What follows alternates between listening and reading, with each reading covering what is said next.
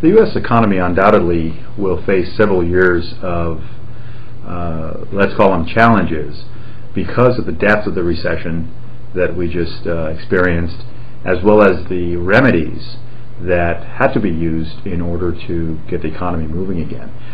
Both the depth and the side effects of the remedies are going to affect fiscal policy, interest rates, inflation, and a number of other variables that structurally will be major challenges to the U.S. economy for several years to come.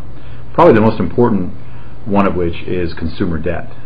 Unlike most recessions, when the consumer could be the main vehicle of getting the start on a recovery, this time around the consumer is really cornered in that we're still losing jobs well into 2010.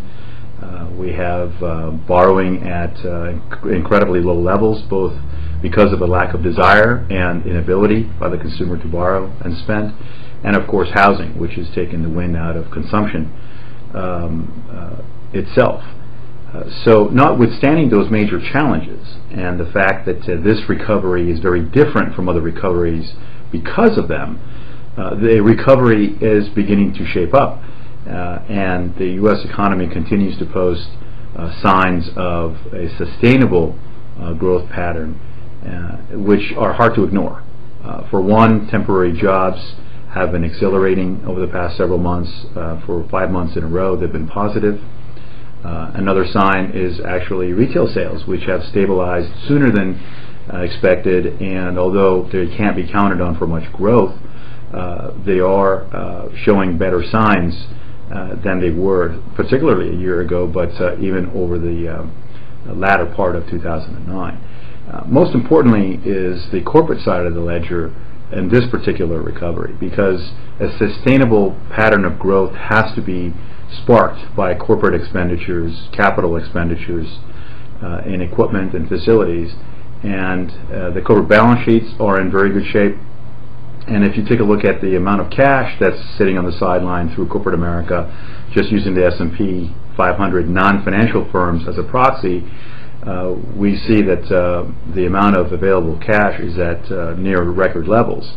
In fact, much, much higher than long-term averages.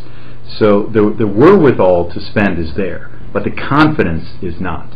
And I think over the next several months, as confidence begins to get stronger, both on the corporate side and hopefully on the consumer side, we'll see more and more willingness by both companies and consumers to spend, and therefore give the recovery a boost.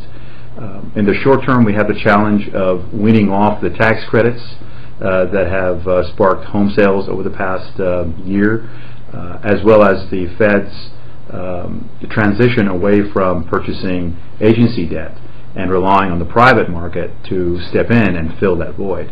Both of those are incredibly important changes that are happening just as we speak, and the effects of those two moves are yet to be seen. The momentum in the economy suggests that we should be able to get through them and transition the economy further away from government support and more in the hands of the private sector, but it's a bit of a wild card. So we could see GDP come in at a much healthier rate in the first quarter than we've seen in the past 2 quarters, particularly because of less reliance on one-time effects such as the cash for clunkers in the third quarter and the stoppage to the inventory correction in the fourth quarter. The first quarter should feel and come in more like a real period of growth. Beyond that, the second quarter should also show momentum. However, in the second half of 2010, there is a good chance that GDP will actually slow down. Overall, the evidence suggests that we are not headed for a double-dip recession, and that we should register growth of around 2.5% to 3% in 2010, picking up pace to somewhere between 3.5% to 4% in 2011. The biggest wild card yet to come is how well the Fed will play the balancing act of not acting too aggressively too fast in raising interest rates and removing too much stimuli from the economy versus waiting too long and allowing inflation to take hold. That will be a major challenge which we'll face in 2011.